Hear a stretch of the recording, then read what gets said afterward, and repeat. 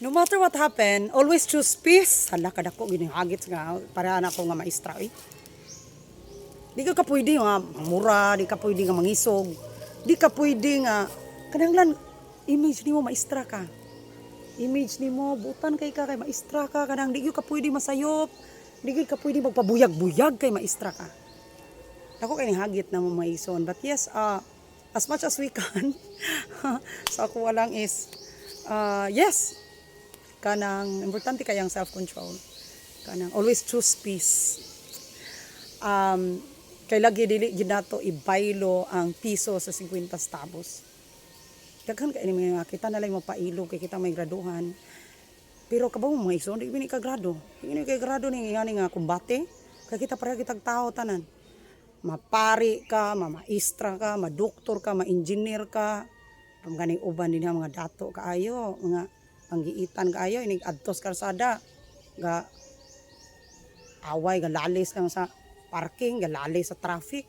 Pinasilay mga kanang dayon, pero imong mahibawan. Sus, tag-iag bangko, leader sa usa ka kuan, ano ba? Manager sa kuan, ano. Hay, mo ni siya gitawa og self-control matters. Always choose your peace. Always choose peace. Nindot ka ini siya nga pamulungon pero grabe ka bugat ang iyahang trabaho. Kay og hagit-hagiton gid ta, always choose peace niya karon gipuspusan na ta dinha og 2x2. Di gid pod siguro mga igsoon no. Pero kinahanglan gyud nga mangita gid ka og kalinaw.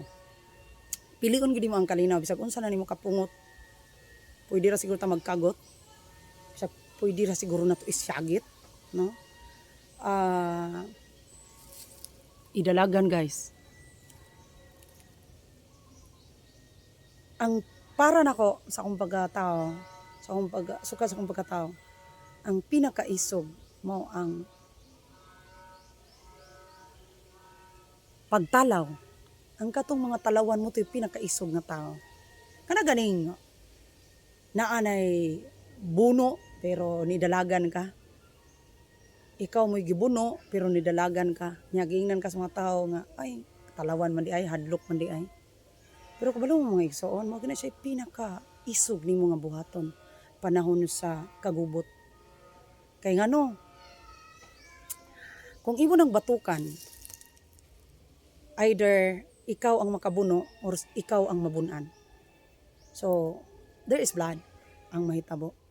So, ang pagkontrol sa kaugalingon, bisag di na gyud makaya, no? Nindot gid kaayo. Di na lang nako tason. Always choose peace. Dili na siya sukaran nga babaon kay ito. Lupigon tas babaad to.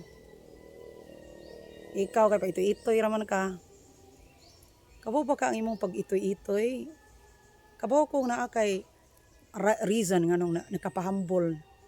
Unsay nakapahambol nimo? Ang kawadon may igsuon makapahambol na to. Ang kapitos makapaubos na to. Pero ang bahandi makapahambog na to. Magsalig man ta. Manay kwarta. Huwag pa na nagpangutang. Huwag pa na naghasol. Pobre ka ina. Pero kung kwartahan ka, bisag asa pa ta mag-abot. Animala ka, buanga ka, kang gula ka. Bisag sala na lang ihingala na to.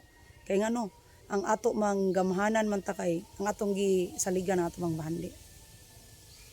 On the other hand, mas nindot itong kabusta mga igsoon. Kaya makabalutang mulugar sa atong pagkakabus. Ang problema din na kung pobre ka nya hilas pagyud. Wa na lang kita to nimo kay pobre man ka. Masamot niya lang sila kapungot nga naon nimo. Dili na pud nato nga naon atong mga igsoon.